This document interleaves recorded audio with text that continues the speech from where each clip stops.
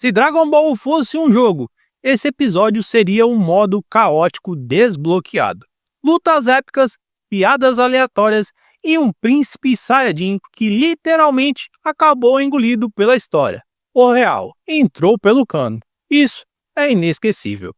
Mas calma, isso não é nem um começo. Quando você acha que já viu de tudo, aparece um Namekusendin dançando o passinho do Romano, um Majin totalmente fissurado em chocolate, um chocolatra nato. Novamente o cu ficou para escanteio, nesse episódio ele não vai fazer nada, o Du vai atacar com os golpes do cu, isso é inimaginável. Mas o mais importante, o menino Neymar não joga hoje, ele vai ficar no banco de reserva, apenas olhando o jogo. Mas chega de enrolação e bora para análise. Fala galera, eu me chamo Galk e sejam muito bem-vindos ao Playzone, o meu, o seu, o nosso canal. Você não vai querer ficar de fora dessa, né?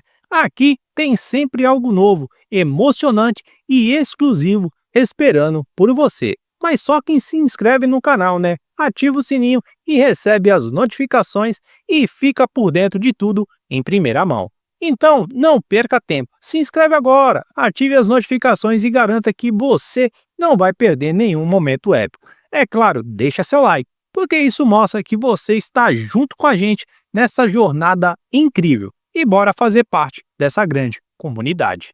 Realmente ninguém conseguiu, sentir o Kid Neva, mas Pansy viu através da janela ali do Uber Black que havia alguém nas terras desoladas dos Namekuseidin. Então todo mundo acabou saindo ali para conversar com Neva. Então vemos que Neva já chega mandando um passinho do Romano e cantando o tema da abertura do Dragon Ball clássico. Vamos conquistar as esferas do dragão. Aqui bateu aquela nostalgia de sempre. Vegeta então, sem paciência como sempre, diz que Neva está totalmente senil, ou melhor, gaga. Mas ele não consegue enxergar por trás da manipulação de Neva. Mas Piccolo não é enganado facilmente. Ele diz para Neva não se fazer de bobo. Piccolo então indaga a Neva se ele é o lendário Namekuseidin. Neva então olha para Piccolo e diz que é muito raro ver um Namekushin da raça guerreira. E que ele lembra muito ali Katatsu, Piccolo então confirma que Katatsu era seu pai, ali dizendo para Neva.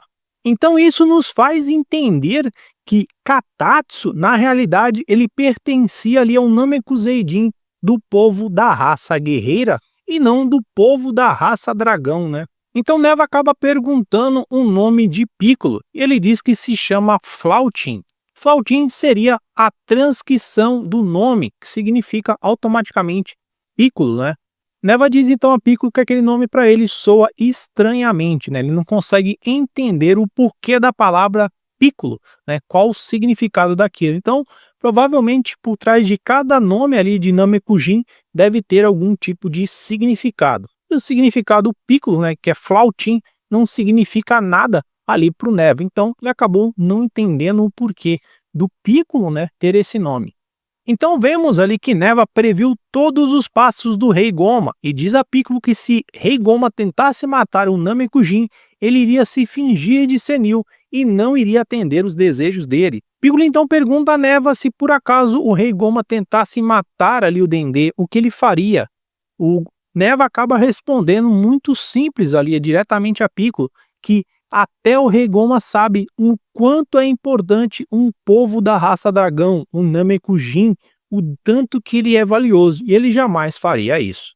Pansy então questiona Neva e diz: Neva, se você criou os Tamagamis e eles são seres tão poderosos, por que você não usou para destronar o Rei Supremo? Neva diz que os Namekushin não gostam ou não podem entrar em conflitos. Então todo mundo acaba olhando para Piccolo, o rei da confusão. Piccolo fica até constrangido com todo mundo olhando para ele. Então Neva acaba pedindo ali para acompanhar Goku e o pessoal dentro da nave. Mas acaba não havendo um espaço ali no Uber Black. Mas Neva insiste em ir no porta-mala, dizendo que para realizar o pedido ele deve fazê-lo na língua antiga, na língua de Namek. Mesmo o que aconteceu lá no planeta de Namekusei, com o Porunga, quando o Dendê teve que usar a língua de Nameco para poder fazer o pedido. Aqui temos um ponto importante, porque a Bulma ela acaba perguntando para Piccolo se ele sabe falar a língua, né, dos Namekuseidin. Ele fala que ele nunca aprendeu. Na questão lá antiga de Dragon Ball, o Piccolo ainda falava um pouco dessa língua, mas ele nunca foi fluente, que nem o Dendê. Então o Dendê ele sabia conversar ali, né, basicamente na língua antiga. E o Piccolo não. O Piccolo ele falava algumas palavras. Então são duas coisas muito diferentes. Por isso ele diz que nunca aprendeu, né? Nunca teve ali êxito em falar a língua antiga. Então vemos a doutora Anrisu. Ela volta e fala com a velha bruxa Marva. E com total razão, né? O Ku acabou vindo com defeito, mas como ainda estava dentro do prazo de validade, ela pediu o reembolso. Marva diz que não tem reembolso, já que o produto é da China, né? E todo produto da China não tem garantia. Mas ela pode fazer ali um bem bolado e pode fazer um novo Majin. Então, ela faz uma nova mistura com a essência restante de Bu. E Marva diz que dessa vez vai enterrar a semente de Saibaiman um pouco mais profundo, ali numa profundidade de 10 centímetros. Aqui entendemos que quanto maior a profundidade a ser enterrada a semente de Saibaiman, mais essência a semente consegue captar ali da essência de Bu, né? Então, maior poder, maior maldade e menor capacidade de distinguir o certo do errado. Ou seja, não ter nenhum tipo de consciência própria, podendo até mesmo atacar o seu dono. Ousadamente, a doutora Risu diz que prefere 20 centímetros de pura maldade. Vai entender o que se passa na cabeça da doutora Anrisu. Será que o Ku vai aguentar? Não sabemos, só sabemos que ele ficou rindo. Na nave onde Goku está, né, a gente vê que Hibis acaba reclamando e sente o rabo doendo. Será isso um presságio? Neva então é questionado do porquê estar ali. Vemos então que Neva decidiu ficar para trás para proteger o planeta Nameku no segundo reino do Dharmakai, esperando ansiosamente pelo retorno de seus companheiros Namekudins. Aqui vimos que Neva nunca teve notícias dos que partiram para outros universos. Bulma pergunta a Neva por que as esferas dali têm guardiões. Então ele acaba respondendo e diz que antigamente as esferas eram recompensas para os Namekudins ali, mas as pessoas do reino souberam de suas propriedades mágicas e usaram ela para o propósito próprio.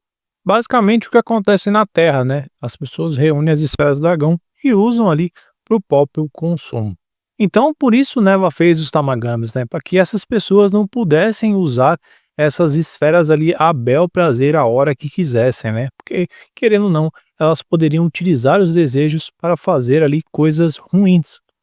Vegeta então informa Goku que dessa vez a luta contra o Tamagami é ele que vai lutar. Goku faz birra e diz que isso é injusto. Goku já estava querendo ali monopolizar os combates contra o Tamagami, né? A gente vê que o Gokuzinho não gosta de ficar para trás. Neva então observa os dois e se sente interessado do porquê eles gostarem de lutar contra os Tamagamis, né? Então Neva não entende que a raça guerreira dos Super Saiyajins é muito ambiciosa por combates e lutas. Voltamos então para onde Marva e a doutora Anrisu e o Ku está. Ao lado do caldeirão, um líquido viscoso, mas dessa vez com a cor rosa, mostrando que realmente a essência de Majin é mais forte. Doutora Risu novamente dá aquela catarrada de respeito no caldeirão e Ku fica todo feliz, que agora ele vai ganhar um irmão.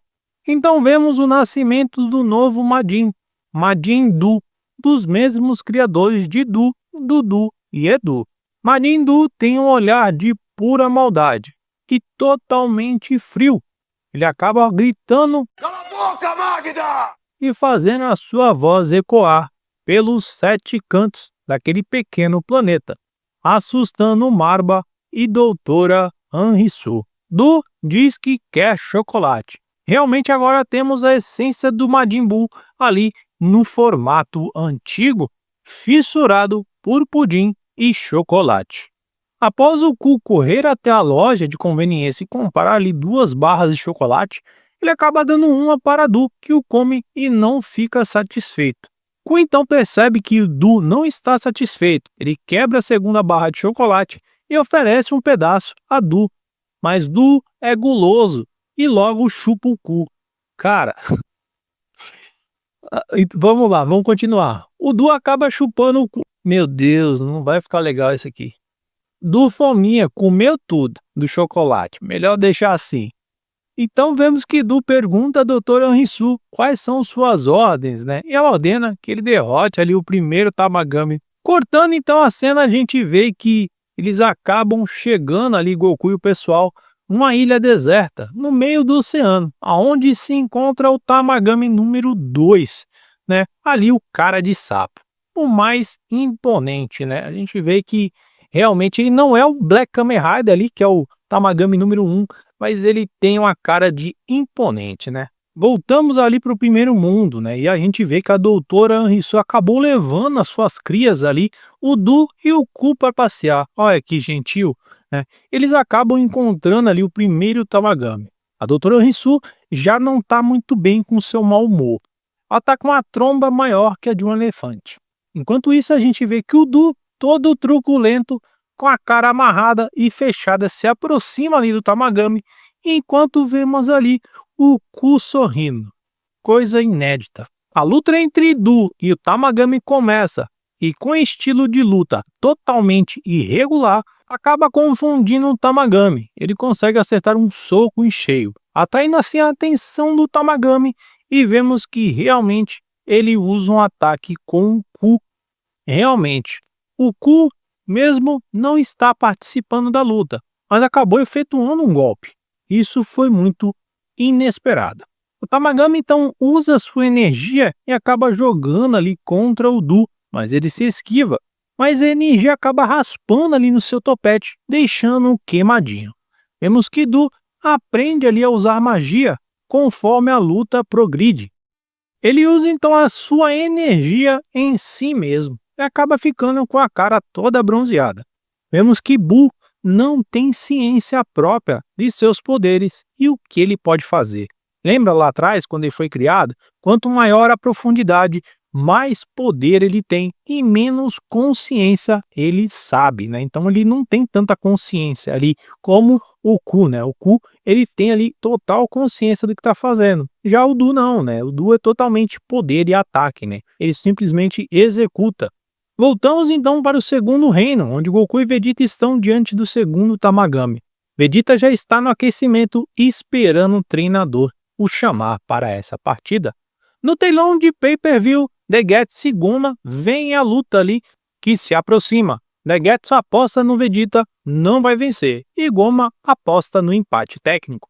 Vegeta desafia o Tamagami, mas o Tamagami manda na lata de Vegeta. Criança, vai para casa mamar nos melões da sua mamãe. Ou seja, uma indireta para Vegeta ir mamar na Bulma. Vegeta começa a luta seriamente. Sem mimimi, sem bajulação, ele dispara fortes ataques de energia para destruir o Tamagami, que desvia e esquiva delas facilmente, enquanto ele tenta atacar Vegeta, mas Vegeta se esquiva também facilmente. Então, o Tamagami acaba se descuidando. Vegeta acaba acertando uma sequência de golpes e finaliza com um grande golpe de energia. Vemos que Goma e Degetsu já querem cancelar as apostas. Mas não dá mais, né? Fazer o quê? O cara de sapo responde à altura, o atacando de frente, enquanto Vegeta se esquiva, mas finalmente o golpe do Tamagami acaba encaixando e faz um corte abaixo do olho esquerdo de Vegeta. Aqui entendemos que o segundo Tamagami ele é um pouquinho mais forte que o número 3. Enquanto isso, na outra luta, que está totalmente frenética, a gente vê Kidu fazendo vários ataques com o Ku, deixando o Tamagami totalmente desnorteado e sem saber o que fazer. Du já não conhece mais limites. Ele acaba aplicando uma chave de Ku, ou melhor, um tranca-Ku na cara do Tamagami. Com certeza, um dos golpes mais poderosos que a gente viu nesse capítulo. Voltamos rapidamente ali para a luta de Vegeta, onde ele ficou pistola após aquele corte no olho. Ele lança rajadas de energia constantemente contra o Tamagami, que responde se esquivando e defendendo. Após isso, ele acaba lançando um ataque muito parecido que todos conhecem. Vai me falar que você também não pensou o mesmo na hora que viu o Tamagami realizando esse tipo de ataque. Nesse momento eu tenho certeza que enquanto o tio Akira estava lá fumando o seu cigarrinho de palha, sentado na sua poltrona, ele se inspirou em Bleach para poder fazer essa obra-prima dessa cena, que ficou fantástico. Vegeta então recebe o ataque de frente e tenta tancar, mas acaba sendo lançado no oceano, lá do nosso amigo da vizinhança, o Crack, que tenta comer Vegeta cru, mas não consegue. Vegeta então consegue sair do oceano ileso, mas o Tamagami já estava esperando Vegeta bem próximo. Vegeta então, após sair da água, acaba sendo atacado novamente e o manda de volta para a cova do leão, ou melhor, para a boca do Kraken, que simplesmente o engole cru e frio. Mas esse não é o fim de Vegeta, e sim o começo de uma grande batalha que está para continuar. Eu ainda tenho certeza que nessa batalha o príncipe dos Saiyajins não vai deixar barato. Ele vai voltar e vai mamar nessa teta. Correção, ele vai ganhar a treta, né? Vai ganhar a batalha. Eu acabei confundindo as palavras. E assim terminamos, né, com um lembrete muito importante desse episódio, né? Se você acha que a sua vida é confusa, lembre-se do Vegeta, que não sabe se luta com o Tamagami ou se mama na teta, ou na treta. Mas ele ainda vai acabar precisando de uma terapia, o Du vai precisar de um balde de chocolate e nós vamos precisar de uma boa explicação para isso tudo que está acontecendo. E assim concluímos a nossa análise do último episódio de Dragon Ball Daima, que foi fantástico, né? Mas antes de encerrar, não se esqueça de ficar ligado nos próximos vídeos, que traremos mais notícias, curiosidades, informações imperdíveis sobre filmes, séries, animes e outras novidades do universo nerd. Eu vou ficando por aqui. Até mais.